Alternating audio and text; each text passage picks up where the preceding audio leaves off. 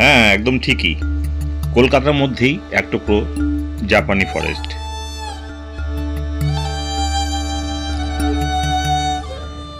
এখানে বেশ কিছুক্ষণ সময় কাটালে মনের শান্তি ও প্রাণের আরাম।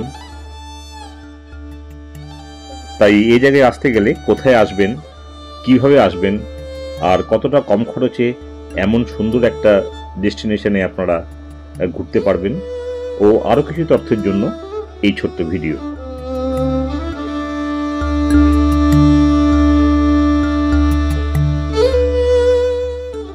ঢোকার মুখেই দুজোড়া লায়ন ডগের মূর্তি এবং যা ট্র্যাডিশনালি মন্দিরের প্রবেশদ্বারে দেখতে পাওয়া যায়, যেন সুরক্ষা দিচ্ছে এই প্রবেশদ্বারকে। আমরা ঢুকছি আস্তে আস্তে জাপানি ফরেস্টের ভেতরে। ঢুকেই সামনে বুদ্ধের মূর্তি, শান্ত শীতল বুদ্ধের মূর্তি। জাপানের যে প্রধান ধর্ম শিন্টো ধর্ম ও তার সঙ্গে বৌদ্ধ ধর্মের ভাবধারার একটা অপূর্ব মিলমিশ আছে, তার ফলেই এই বুদ্ধের আরাধনা।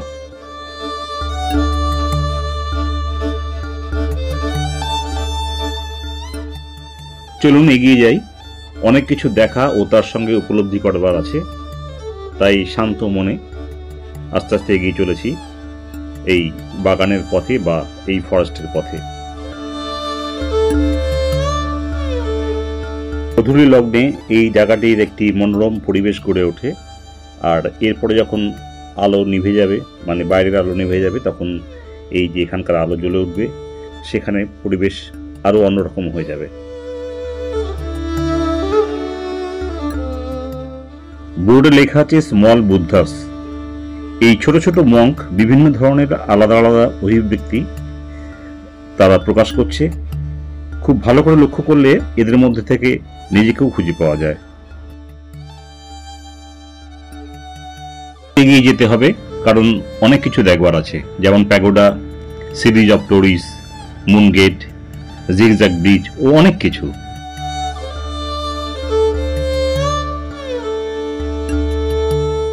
আর হ্যাঁ, যেটা বলা হয়নি, এটি কিন্তু একদম কলকাতার মধ্যেই।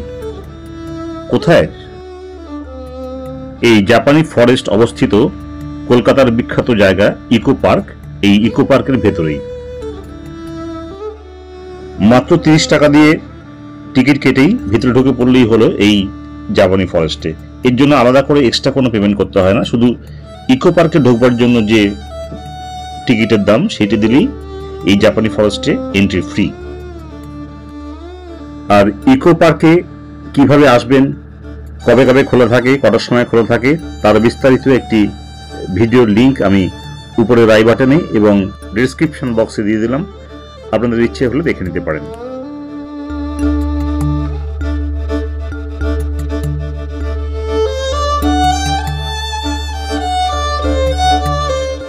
এখানে জলাশয়ের উপরে আছে একটি জিগজ্যাগ ব্রিজ।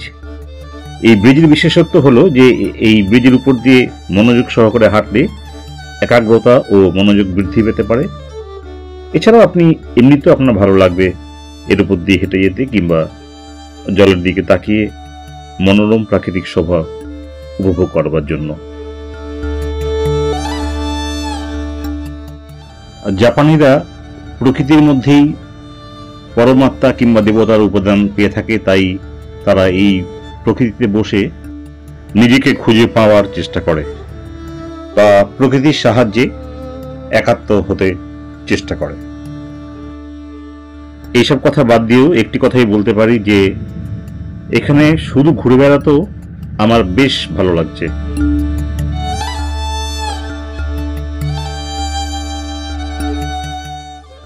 এখানে অনেকগুলো বাঁশ গাছ আছে, একে বলা হয় ইয়েলো বাম্বু ট্রি, যা জাপানিদের কাছে অত্যন্ত শুভ এবং মনস্কামনা বৃক্ষের মতন। আর ঠিক এর উল্টো দিকেই আছে মনেস্ট্রি ও প্যাগোডা, যা এখন আমরা দেখব। আর এই ডিসপ্লে বোর্ড অনুযায়ী জানতে পারলাম যে এখানে কোনো বড় সাধুর চিহ্ন রাখা আছে প্যাগোডার ভিতরে, যে সাধু এসেছিলেন কলকাতায় দ্বিতীয় বিশ্বযুদ্ধের সময়।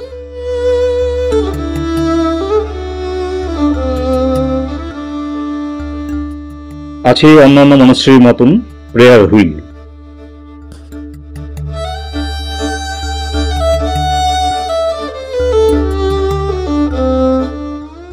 প্যাগোডার মূল ফটক বন্ধ, কিন্তু জানলা খোলা আছে। সেই জানলা দিয়ে আমরা দেখব ভেতরে কি কি আছে।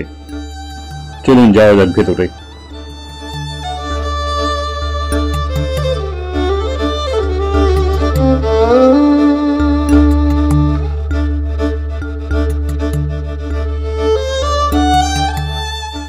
ভেতরে আছে দুটো বড় বড় প্রেয়ার হুইলস এবং তার সঙ্গে ঘন্টা, আর তার সঙ্গে গৌতম বুদ্ধের মূর্তি।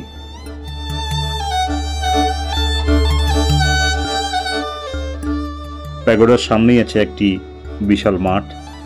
সত্যি মনে হয় ধ্যান বা মেডিটেশন করবার জন্য আদর্শ জায়গা।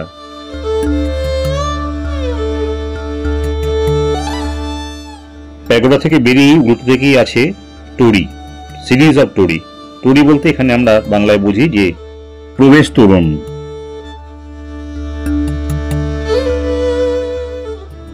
এর ভিতর দিয়ে ধীরে ধীরে হেঁটে গেলে ফিল করতে পারবেন যে আপনার পরমাত্মার সঙ্গে আপনার যে কানেকশন সেটি খুঁজে পাবেন। এটি অবশ্য বোর্ডে লেখা আছে, এটা আমার কথা নয়। তবে যে দুর্দান্ত ভালো লাগবে সেটি অবশ্য আমি হলফ করে বলতে পারি।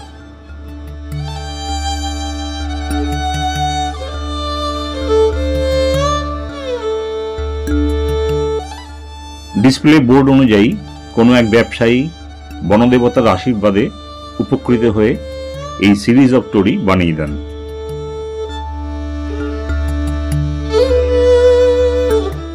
আমরা আরো দুটো দারুণ জিনিস দেখব। তার আগে জরুরি কথাটা আরেকবার বলে দিই, এই জাপানি পার্ক হচ্ছে কলকাতার দর্শনীয় স্থান ইকো পার্কের মধ্যেই।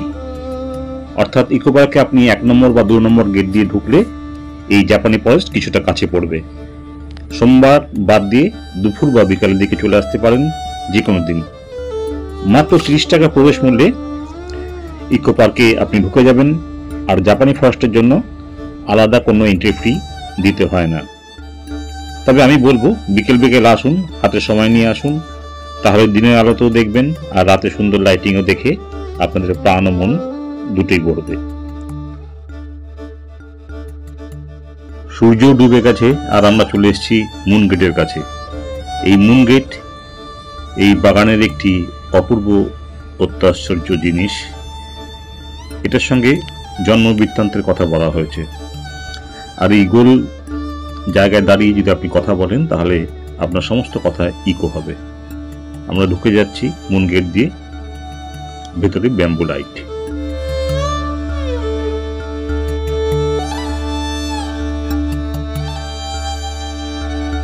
জাপানিদের একটা ধারণা আছে যে ব্যাম্বু লাইট এই স্টারদের সঙ্গে কোনোভাবে সংযুক্ত। আর এই লাইট জাপানের একটি ছোট্ট শহর টাকেতাতে উৎসবের সময় ব্যবহার করা হয়। অপূর্ব সুন্দর। আর আছে বাঁশের তৈরি উইন্ড চাইম, যেটি আমরা সাধারণত ধাতব বস্তুর মধ্যে দিয়ে দেখে থাকি, কিন্তু এটা বাঁশের। দেখতে অপূর্ব, কিন্তু শব্দ কিরকম হয় সেটি হাওয়া দিলেই বোঝা যাবে। আর এই মুন গেটের কাছেই আছে জাপানি রেস্টুরেন্ট। কতটা অথেন্টিক জাপানি সেটা বলতে পারবো না, কিন্তু একটি দামের তালিকা এবং মেনু কি পাওয়া যায় সেটি আমি দেখিয়ে দিলাম, আপনারা পজ করে দেখে নিতে পারেন।